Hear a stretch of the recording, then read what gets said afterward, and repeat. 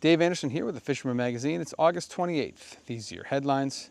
Hurricane Erin really shifted the fall run into first gear as far as striped bass are concerned. That's pretty much region-wide. Seeing lots of bonito pretty much throughout the region as well. We've got a fresh albie report for you guys this week, and with the Labor Day weekend coming up, you guys should have plenty of excuses to get out there and fish. Stay tuned for all that and more on this week's New England Fishing Forecast.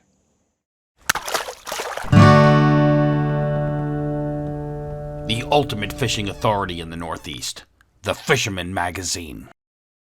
No guessing, just catching. New Explore Series fish finders keep you locked on fish with unbeatable clarity, best-in-class imaging options, and a stunning ultra-bright HD screen. There's more to explore, only with Humminbird.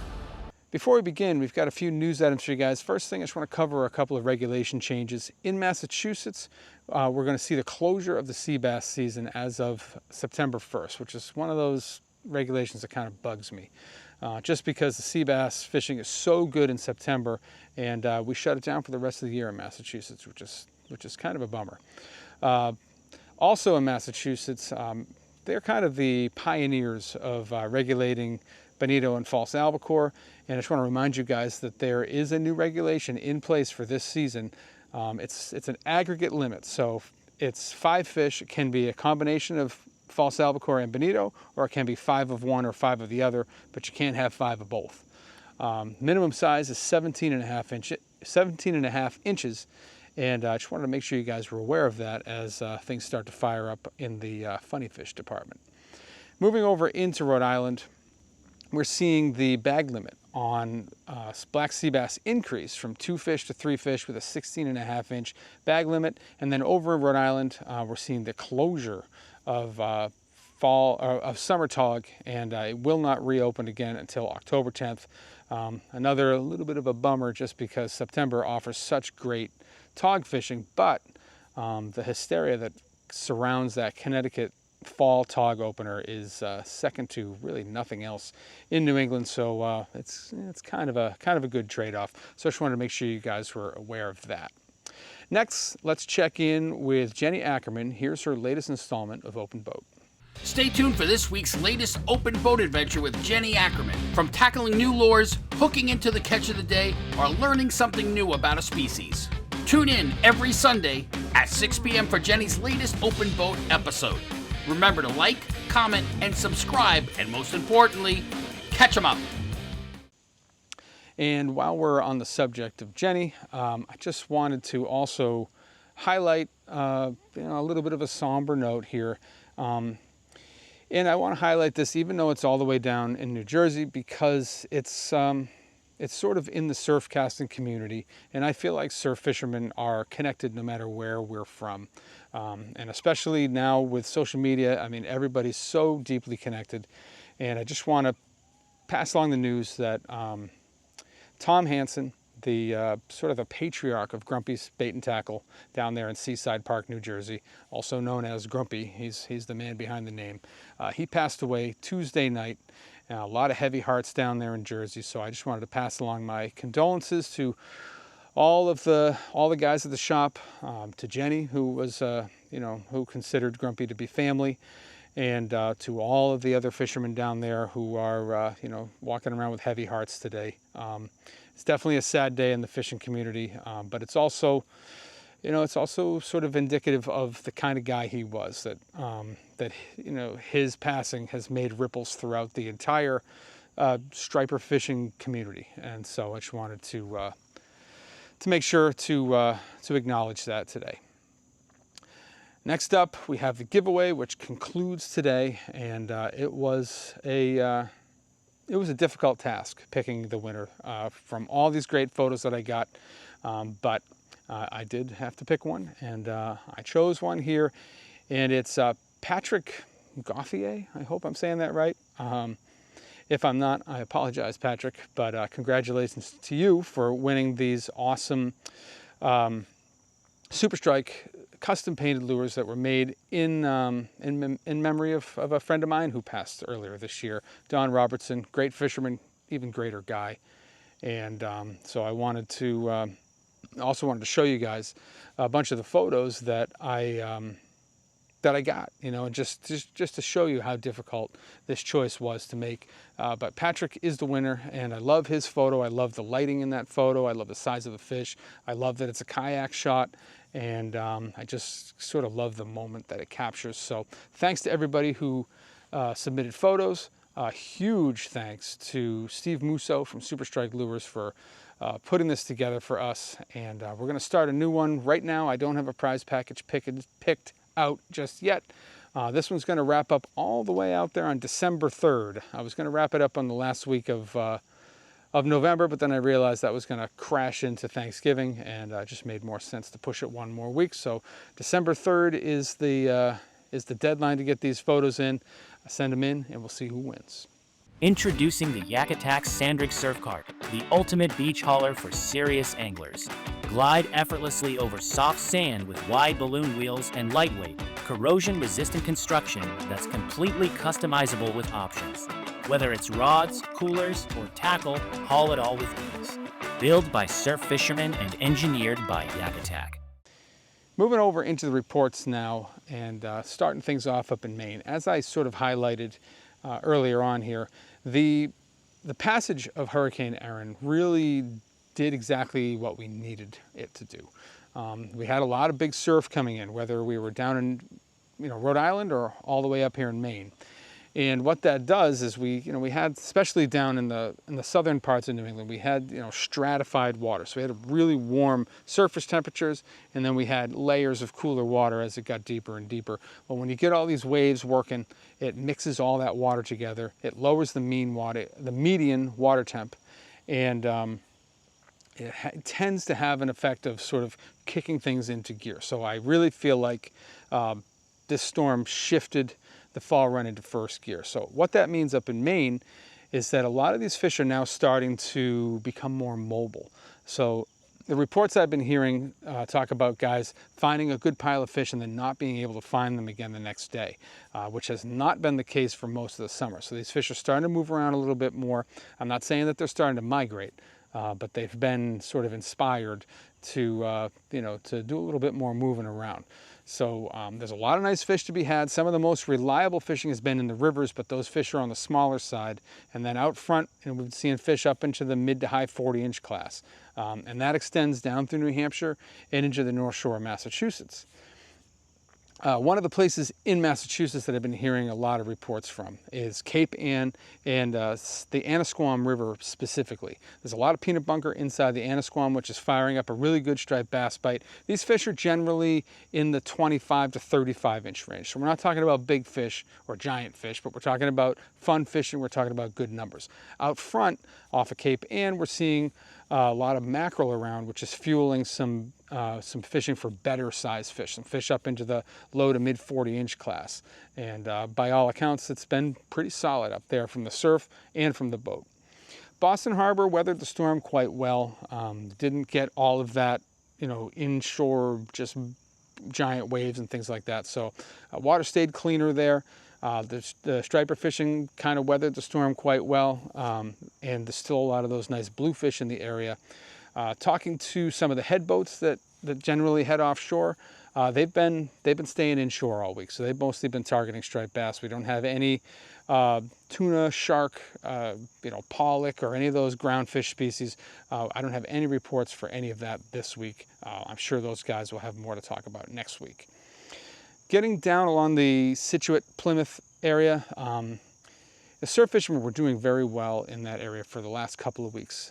What it seems like happened with all this mixing of the water and all the kind of silt and everything pushed some of those fish out a little bit deeper. So boat fishermen have been cashing in on that at places like Thieves Ledge and some of the other ledges out there. Seem to be holding a lot more fish than the beaches right now. A couple places that stand out are spots like the North River, or really any of the small to medium inlets that kind of dot that part of the coast. Those places on dropping tides are still producing fish. Seems to be, fish on the smaller side to what they were getting. So where they were going 25 pounds and up, we're looking more like, 15 pounds down to, 25 inches, something like that. But the fishing's been solid, and, a lot of It just seems like a lot of guys striper fishing this week, but that's what you expect after a big storm like this. Heading out to the Cape, the Bayside beaches, really from like Wellfleet out to P-Town, have been pretty solid since the storm. There's been some really nice fish taken off those beaches. A lot of those fish are taking needlefish, big soft plastics, slender swimmers. And from what I've been hearing from, you got to do a little searching to find these fish, but when you find them, it tends to be a pretty good concentration of fish. Similar results from sort of the middle outer beaches. So like in the LeCounte area. We've been in like down to Nauset Light.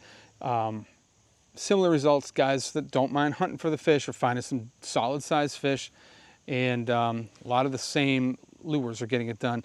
Now, in the past, around this time of year when these fish have moved into that area, there's been a pretty good topwater bite at the end of the day and early in the morning. I have not heard that report, but I think it would be worth checking. If you're out there for vacation and you want to just go walk the beach at dawn, I think you got a decent chance of pulling one on a pencil popper or something like that.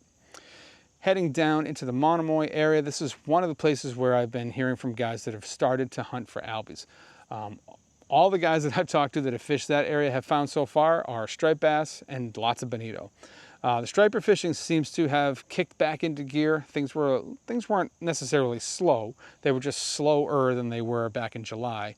But that seems to have changed. Things are firing back up. We're seeing a little bit more urgency on these fish. They're feeding with a little more gusto, and we're seeing a better mix of sizes fish up into the mid 40-inch class. I know I said last week that we were going to have some reports from Nantucket shoals, but the swells from the storm nixed all the trips that I knew of. So hopefully maybe next week we'll have some Nantucket shoals reports, but nothing this week. All the guys stayed tied to the dock.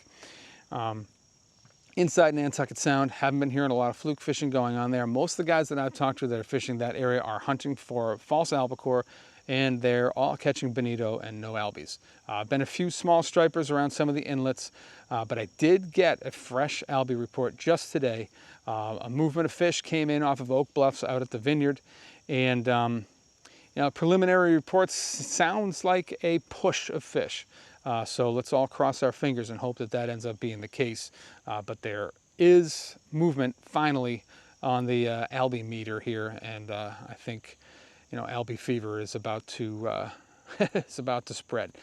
Getting into the Elizabeth Islands, a lot of stripers, a lot of bonito around the islands. There's been some nice sized striped bass too, fish up into the 40-pound class.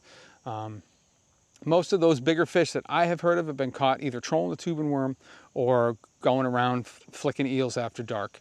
But suffice it to say, there's some nice fish in the Elizabeth Island chains right now. Heading up toward the canal had a great week. Sound like maybe there weren't a lot of giant fish, but there was a lot of action. Finally, a body of striped bass found all those mackerel, and things are looking good inside the canal. In Buzzards Bay, togging's been good, sea bassing's been good, but you're going to have to cash in on that pretty quickly because that season is about to close. And the striped bass fishing's been looking pretty good as well.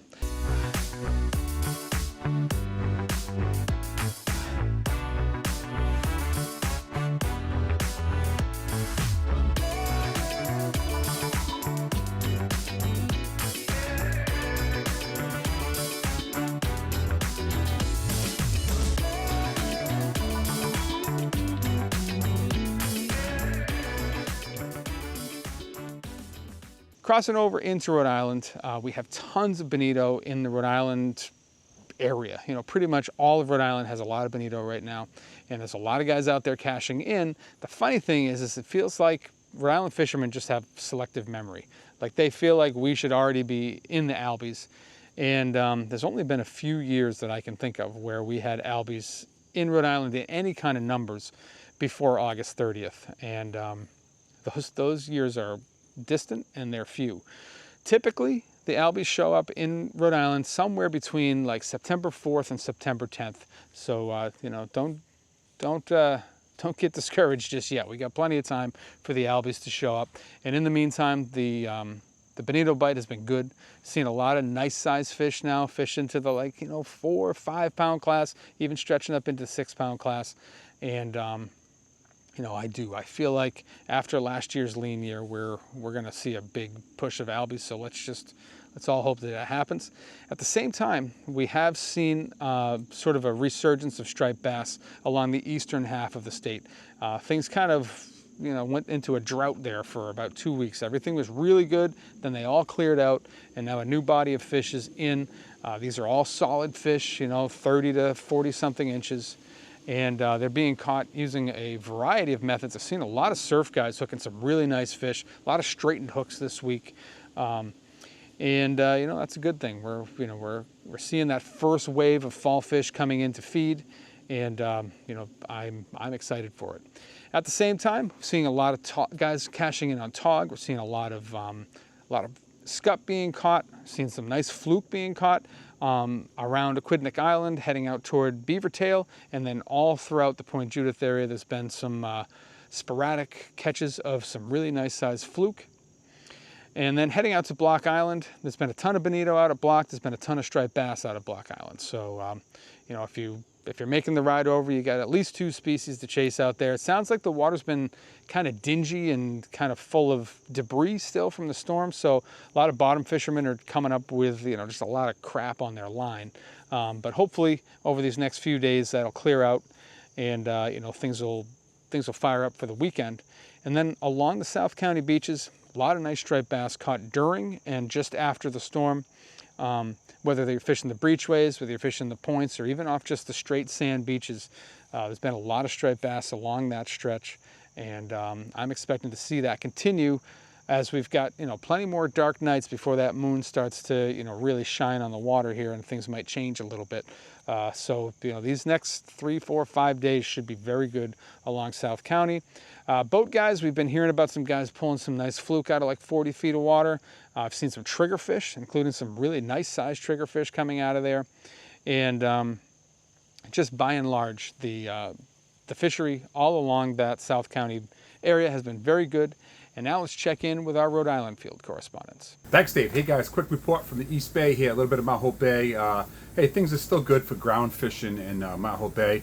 A couple outings this past week, doing some ground fishing after, this is post-Aaron coming by, and there was still plenty of fluke around. There was some really good scup. There was some sea bass in the mix. There was some sand sharks, of course. There's a little bit of everything. So that bite is still on in there. There's a ton of bait. There's also some nice squetig in there if you can find them. My friend Scott was on my boat, and he hooked into a nice 25-inch squetig right at Common Fence Point. We were doing a little drifting in there, and we saw a big school of fish, and we sat on top of them, and we scored.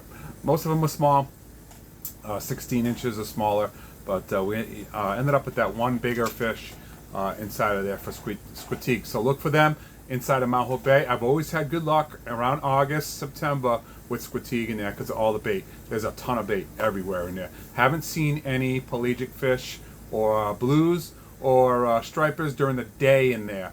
The bite up inside the Warren and Barrington rivers is still good along the bridges with small bass. I'm going to say up to 22 inches long. My friend Frankie checked in with me, said he's doing good.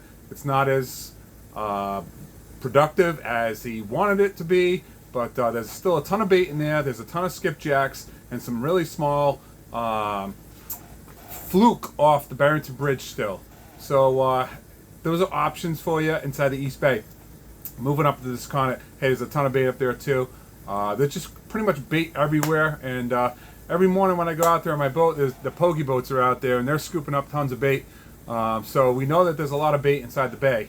So I'm just thinking that anytime now with this the way the water cooled off a little bit, got stirred up, I think there's going to be a flush of some striped bass coming in to feed on all that stuff, and you pretty much want to be prepared. Small poppers and smaller presentations because the bait is still a little small. So stick with that, and I think that's your best bet for this week. Going forward, I'm going to continue to keep round fishing. I'm going to head out a little bit towards the ocean. There's a good bite out there I know of, and but mainly I want to stick to the bay because that's my roots. So from the East Bay guys, we'll talk to you next week. Tight lines. Hey, Dave, Todd, Treonze, Hooked Fishing Gear with the Weekly Fishing Report. So last week at this time, all eyes were on Hurricane Erin and what was going to happen with that. And, while the Newport area saw some pretty big surf, Thursday into Friday, late in the day, by Saturday, was able to get back out there, spend time on both Saturday and Sunday last week. And I have to say, it was pretty incredible to get back out there and see this reset. As soon as we got out around Castle Hill, there was birds and fish breaking on bait all over the place. Upon closer inspection, massive amounts of sand eels all over again. Kind of things look like back in June in the areas out front of Newport. Managed a bunch of bluefish that were pushing double digits on both Saturday and Sunday. And a lot of bass breaking in the rips and whatnot. I mean, just top order birds, insanity. If you could get in there close to them where they were in the breaks, it was an almost automatic hookup top order wise.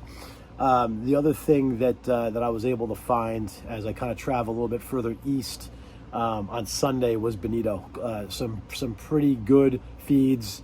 The bonito fed for about an hour and a half. There are a bunch of schools of smaller bluefish, harbor bluefish, and when they show up, it kind of pushes the bones off and you start to get blues. And when that happens, the bone bite starts to die off. But I saw that same pattern on Sunday and Monday morning as well.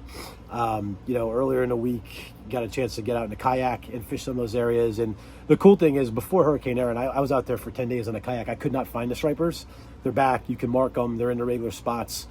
So it's game on again. So just wanted to give that update for this week. Hope everybody has a great weekend on the water. Stay hooked out there.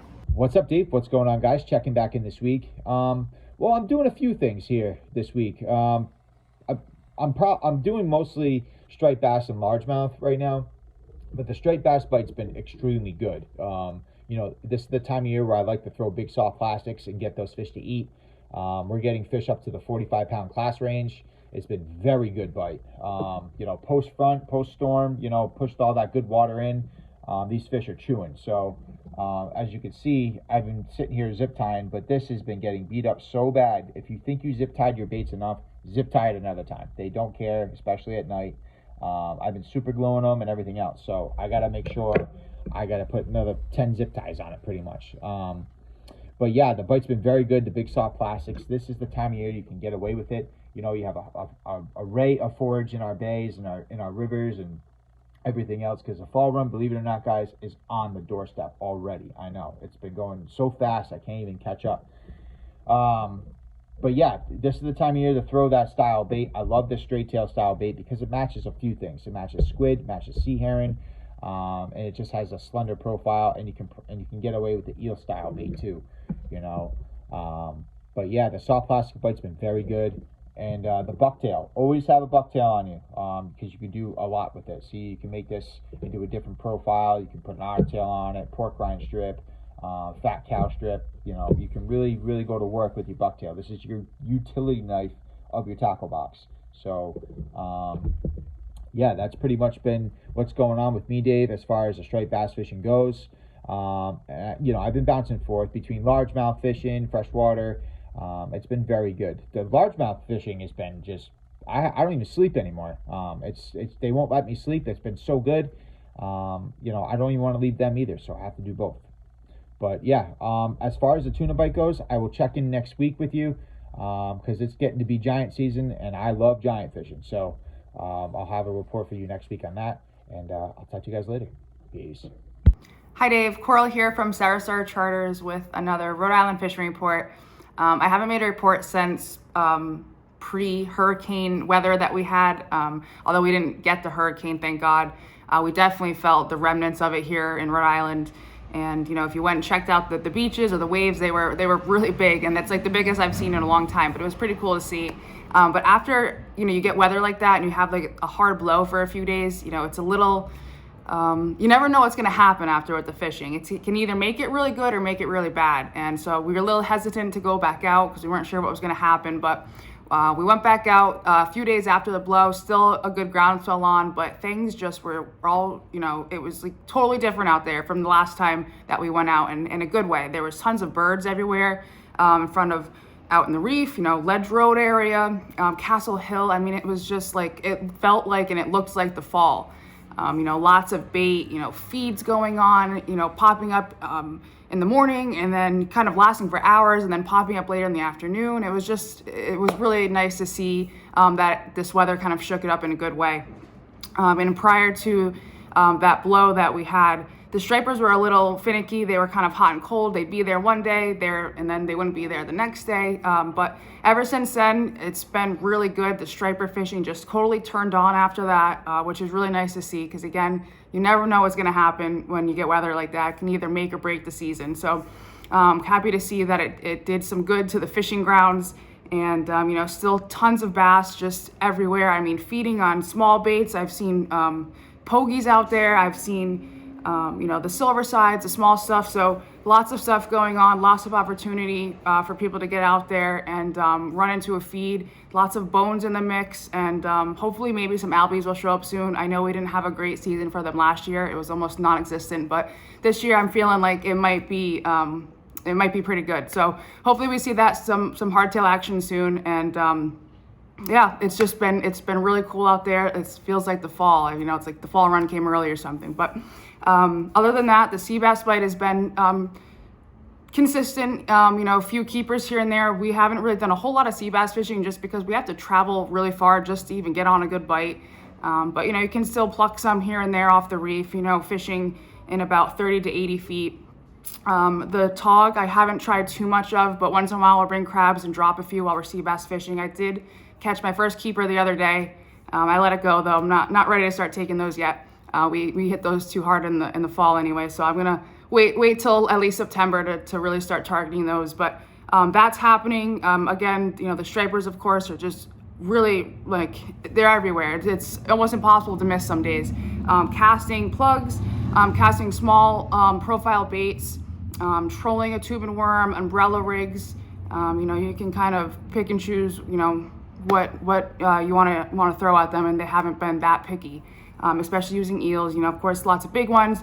Still getting a lot of slot size fish, which is nice. And then the bluefish also kind of came in. They haven't been, too, I don't want to say a nuisance, but, I know a lot of people like catching those, but when you're out there trying to catch stripers and the blues come in, they kind of sometimes, they mess up all your stuff. They bite stuff off and chafe up your leaders, but they came back in after this blow and they're kind of everywhere. So, if you're looking for bluefish, trolling an umbrella rig or something, or at a faster speed, you'll probably run into some off of the reef, Ledge Road area, and even like near Castle Hill, kind of in the bay. There's a lot of activity, lots of little birds and things like that. So it's very lively out there, and I'm very looking forward to the fall, and I think it's going to be a really good run, and excited for tog season to really pick up. For more than 20 years, anglers everywhere have come to know one thing, that nothing says no to fish bites. Moving over into Connecticut, a lot of the same things that we've seen other places after Hurricane Erin have taken place, especially in the Eastern Sound. We've seen a dramatic uptick in striped bass fishing around Fisher's Island, and we've seen a dramatic uptick in striped bass action along the eastern third of the Long Island Sound shoreline. Talked to a friend of mine who went out on a charter with Mike Roy the other day, and it was a 4-hour charter, and they absolutely smashed fish. Over 40 fish caught on the trip. Many of those fish in the upper 30 to low 40-inch class basically had fish fighting over topwater plugs, and just a really great trip, which is what you expect to see after a storm like that, especially as we're moving into the fall, into September. Like I said, we're shifting the fall run into first gear, and that has happened pretty much across the region. So a lot of good striped bass fishing in that part of the Sound. And if you were following along with the WICC Greatest Bluefish Tournament on Earth, definitely want to congratulate Zach Auer for winning the thing. I don't know if he's had his polygraph yet, which is sort of the final official cutoff for winning the prize, but he had a 17.78 pound bluefish, and if you looked at the top 10, man, I mean, it was an incredible tournament. All 10 fish in the top 10 were 15 pounds or better. 3 fish over 17. I think there were 4 fish over 16 pounds. So it was a crowded group at the top of the tournament. And once again, congrats to Zach for his $25,000 bluefish. But what you can take out of that, and all of the other leaderboards as well, like all the port prizes and the prizes for the youth category, a lot of big bluefish were taken inside Long Island Sound. And if that tells you nothing else, it should tell you that while the blue fishing has been slow, it really picked up after this storm came through. And hopefully that's going to last for quite a while here, because big bluefish are a lot of fun to catch. So if you like catching bluefish, I would definitely spend some time out in Long Island Sound right now, because there's definitely some big ones out there. Another thing we saw this week was a little bit of an increase in black sea bass action. Seemed like those fish had maybe moved up a little bit, out of like the 70-foot depths out in or up into maybe like 40 to 50 feet of water. So that's good. And, it's a great time of year to target those. And you got really great scup fishing, or porgies as you guys call them in Connecticut. But the funny thing is that the shore-based angling hasn't been as good as what we've seen in the past, although certain places like Pleasure Beach, like Avery Point, like Fort Trumbull Pier have been sort of performing above the other shore spots in the general area. But it's definitely been better for the boat guys. Moving up toward the Connecticut River, there's still a really good shallow water striped bass bite going on just inside the Connecticut River and then along those adjacent beaches. Just really, really good bite going on there. I've seen guys doing well, throwing things like GT eels up into the rocks, even in daylight. Seen a lot of guys doing well with topwater plugs, and then of course the ubiquitous live eel is crushing it after dark. So very good striped bass activity around the Connecticut River.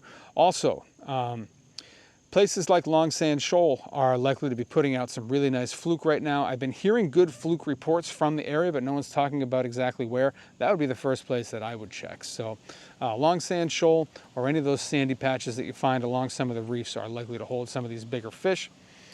Getting out into the western half of the sound, not much has changed. I don't think that area was as heavily affected by the storm as other places were. So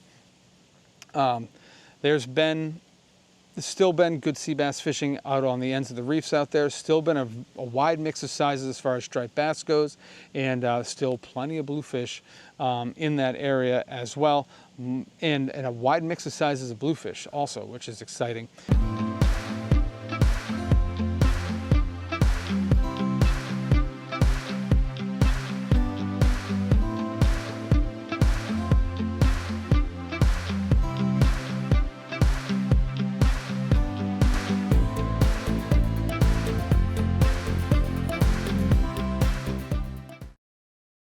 Another thing that we've been hearing about is a lot of snapper bluefish up inside the salt ponds, up inside the harbors.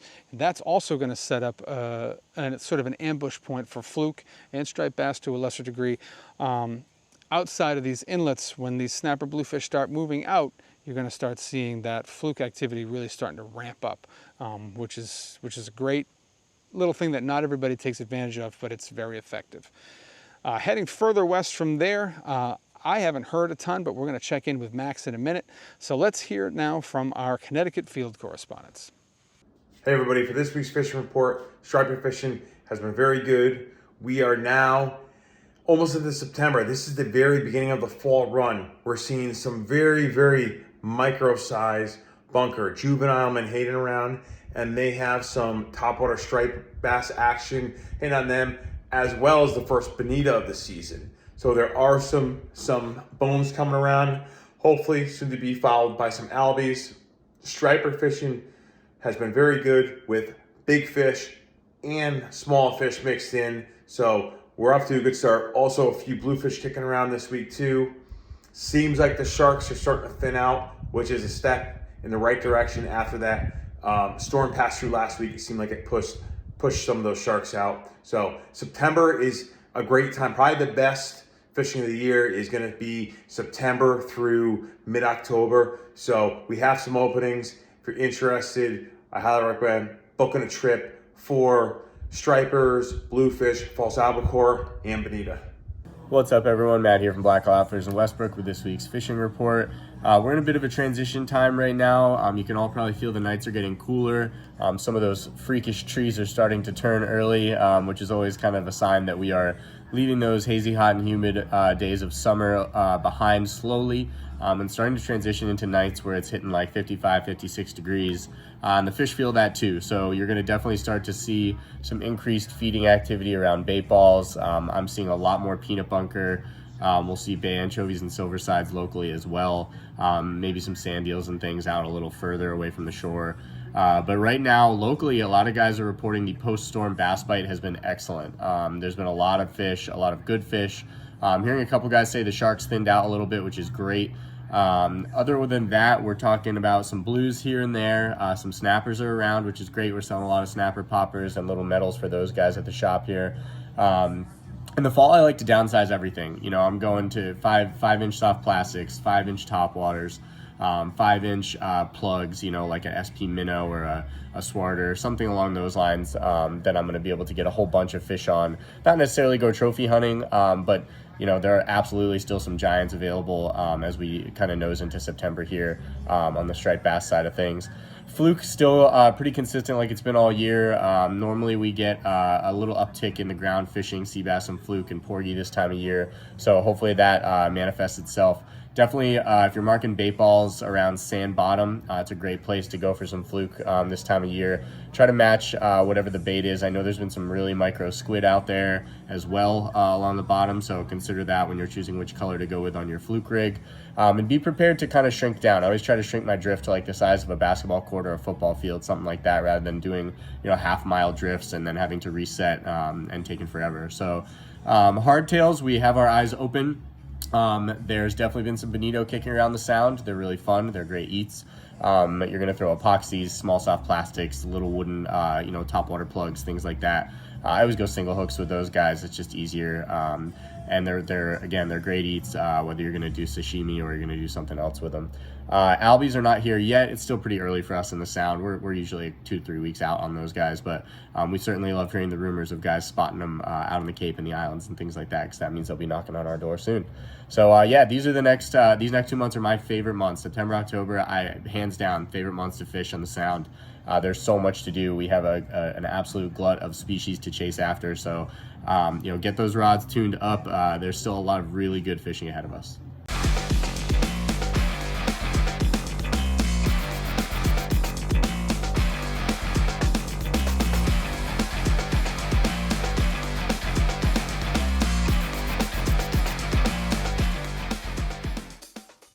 Hey everyone, Max here from Fisherman's World with your local fishing report. This past weekend was Surfside's greatest bluefish tournament on earth.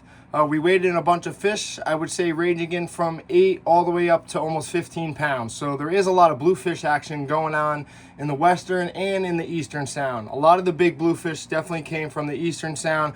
I would say middle ground, 6 Mile Reef, and of course, you know, the new boundary of the race. So that is a tale of what's going on in the sound locally. So getting out bluefishing, diamond jigging places locally like 11B, 28C, and then guys to the east at middle ground are doing really well. We're seeing, you know, a lot of bluefish and then occasional overslot or slot bass mixed in. If you are targeting stripers, I would still suggest going early morning hours. You know, this time of year, you're going to start really concentrating up in tight in the back bays, mouths of estuaries, mouths of rivers, and even get up into these rivers where all this peanut bunker is hiding. So throwing baits in the profiles of 4 to 6 inch range, like small paddle tails from Gravity Tackle, bucktails, small like Super Strike 1 ounce poppers, and of course like the Hayden and the Top Knocks are really well based to use this time of year. Also, diamond jigging on a reef in that like 47 to 67 diamond jig range works really well to match the hatch. Fluking locally has been, you know, really slow. You really got to bounce around, shallow, deep. I know guys targeting deep water reefs still right now. They're reporting a very slow bite, but they are finding some quality fish. So guys that are really putting their time in and hammering these spots are finding some nice fluke. Up and tight, I hear a lot of shorts. It's like a 50-to-1 ratio. So you're getting tons of shorts on all these peanut bunker and spearing schools, and maybe you'll get a keeper mix in, but it's still a lot of lock and load action. Porgies are still biting from the beaches and in the boats, Calf Pasture Beach, Sherwood Island, And then guys from the boats are doing well in, 30 all the way to 60 feet this time of year. So guys from the boats bring clam chum, and I've even been starting to sell some clam chum from guys from the pier fishing. They throw these chum pots over, and all the porgies that are hanging around in these shallow water oyster beds are coming in tight, and they're bailing them. So that's really cool to see. Black sea bass is a little slower. Anglers really got to target some deep water, especially some deep water wrecks this time of year. If you know how to wreck anchor, that's great. If you got spot lock, that's awesome. If not, of course, you can drift over these wrecks and drift over these deep water spots with high-low rigs, tips with whole squid, clams, sandworms, and then they'll take a variety of jigs. There's been some whispers of hardtails on the North Shore, places like Smithtown Bay and the Port Jeff beaches. I saw some pictures of some bonito and some Spanish mackerel mixed in. So that is a tale of what's going to happen in the upcoming season for the fall. So guys are getting anxious. Everybody was saying, oh, this hurricane might have messed up the albies. There wasn't even no albie reports midshore yet, so I don't think it really would mess up the albie run. But thanks and good luck. In the famed waters of Panama awaits a fishing experience like no other. Tropic Star Lodge welcomes anglers to get in on world-famous fishing action. Plan your perfect trip today. Tropic Star Lodge, the ultimate in fishing adventures for more than 60 years. And that's what I have for you guys in the reports this week. Hopefully it's going to inspire you to get out there on your Labor Day weekend. Remember to take a bunch of photos and send them in to me at danderson@thefisherman.com or text them to the number on the screen here. And, this is the unofficial end of summer, so make it count. If you're not a subscriber to the Fisherman magazine, I highly recommend you head to our website. That's thefisherman.com. You get a full taste of what we offer. We cover all the fishing from Delaware to Maine in every angling discipline you can think of. It's $32 for the year. You're going to get 12 paper magazines sent to your house. You're going to get 26 digital editions sent to your email. You're going to get digital access to all of our back issues, plus our other 2 editions. It's the best $32 you can spend in fishing. There's no doubt about it. But if you go to the website and you're still not interested, which would be tough to believe, but hey, it happens. At the very least, give us a like and subscribe here on YouTube and hit that little bell thing right there so you get a notification every time we post something new. I appreciate you guys for watching, and we'll see you next week.